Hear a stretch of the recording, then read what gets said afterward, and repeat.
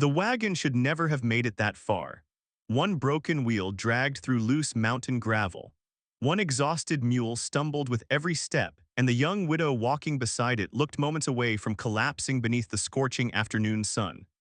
High above the narrow trail, hidden rifle barrels flashed between jagged rocks, and a band of ruthless highway robbers silently watched, waiting for the perfect moment to strike. At that exact instant, another wagon rolled out from a stand of towering pine trees. Its driver, a broad-shouldered mountain cowboy with years of hardship carved across his weathered face, slowed his team and made a decision that would forever change not only his own life, but the destiny of everyone traveling that lonely pass. Before we continue this unforgettable frontier adventure, if you love legendary cowboy tales, outlaw adventures, and true Wild West mysteries, please like, comment, share, and subscribe to The Last Cowboy. Your support helps keep these classic frontier stories alive for everyone who believes courage still matters. The cowboy was known throughout the northern Rockies as Caleb Stone. At 39 years old, he had earned a reputation as a quiet man who preferred mountain trails to crowded towns. His dark chestnut horse, Shadow, carried him through places where few others dared to travel. Caleb lived alone in a timber cabin overlooking Eagle Ridge, trapping through the winters, breaking wild horses in the spring, and delivering supplies to isolated ranches during the summer. Some believed he had once served as a scout for the cavalry, while others whispered that he had walked away from a painful past he never discussed. Whatever the truth, every sheriff from Montana Territory to Wyoming knew one thing about Caleb Stone: he never abandoned innocent people. The woman struggling beside the damaged wagon was 26-year-old Emily Whittaker. Her pale blue dress was faded by weeks of travel, and dust covered nearly every inch of her clothing. Her auburn hair had slipped free from its braid beneath a worn bonnet, and exhaustion showed plainly in her tear-filled green eyes. She rested one trembling hand against the child growing beneath her heart while trying to keep the overloaded wagon moving. Her husband, Thomas Whittaker, had died from pneumonia the previous winter, leaving her with little more than a handful of savings and a letter promising land near the fertile valleys beyond Eagle Ridge. She had sold everything she owned to begin a new life, but the mountain trail seemed determined to bury those dreams beneath its unforgiving stones. Caleb noticed more than the broken wheel. He recognized the fresh horse tracks cutting across the hillside above them, the disturbed rocks that suggested men were hiding nearby, and the circling hawks that often followed violence before it happened. Without hesitation, he guided his wagon alongside hers. He climbed down, secured her frightened mule behind his own team, shifted her belongings into his larger freight wagon, reinforced the broken axle with spare timber, and motioned for Emily to ride safely beside him. He understood the danger without needing to speak it aloud. The mountains had grown far too quiet. Only minutes later, rifle fire exploded from the cliffs. Bullets shattered pine branches and struck the empty wagon Emily had abandoned moments earlier. 5 mounted outlaws charged from behind enormous granite boulders, believing they had cornered defenseless travelers. Their leader, Harlan Black, wore a long black coat despite the summer heat, his thick beard hiding an old knife scar stretching from his jaw to his ear. Black had spent years robbing prospectors, settlers, and supply caravans crossing Eagle Ridge. Survivors rarely escaped with their lives. Instead of panicking, Caleb snapped the wagon reins, urging his horses toward a narrow canyon entrance only experienced mountain men knew existed. The heavy freight wagon bounced violently over rough ground while bullets splintered the wooden rails behind them. Emily wrapped both hands protectively around her unborn child as dust filled the air. Shadow raced alongside the wagon without hesitation, almost seeming to understand every movement his rider intended. The canyon narrowed until only one wagon could pass. Caleb stopped beside enormous fallen logs blocking most of the trail. Years earlier, a spring flood had left the timber balanced above the slope. One carefully placed rifle shot struck the supporting trunk. The entire pile thundered downward, filling the canyon with crashing wood and rolling stones. The avalanche trapped Black's gang on the opposite side, forcing them to retreat rather than continue the chase. It bought precious time but not lasting safety. Late that afternoon, the travelers reached the isolated settlement of Red Pine Crossing, a rough frontier town built beside a mountain river. Smoke drifted from blacksmith forges. Children chased chickens through muddy streets, freight wagons crowded the general store, and horses lined the hitching posts outside the weathered saloon. Yet beneath the appearance of ordinary life, fear lingered everywhere. Windows closed quickly whenever strangers appeared. Ranchers carried rifles even while buying flour. Nobody laughed for very long. Sheriff Marcus Hale explained the reason. Harlan Black had spent the past year terrorizing every settlement within a 100 miles. Stage coaches disappeared. Ranches were burned after refusing protection payments. Witnesses vanished before reaching court. The sheriff had only 4 deputies and half the territory remained beyond their reach.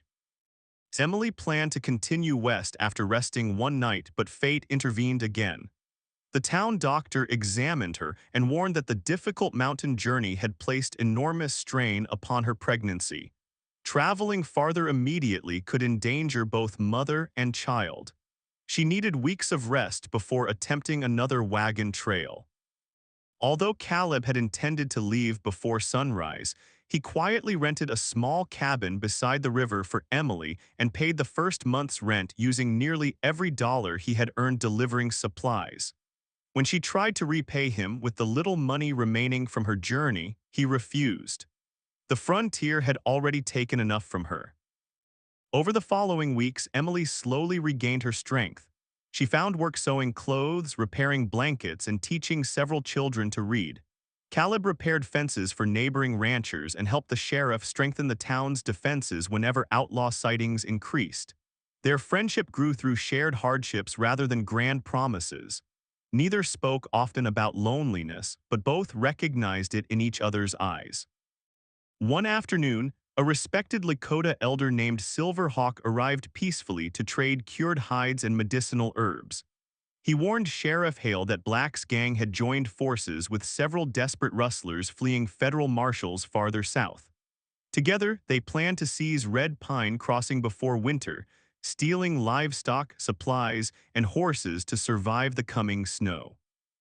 Silverhawk explained that violence would harm everyone living in the mountains, including his own people, who depended upon peaceful trade with frontier settlements. His warning united neighbors who had too often allowed fear to divide them.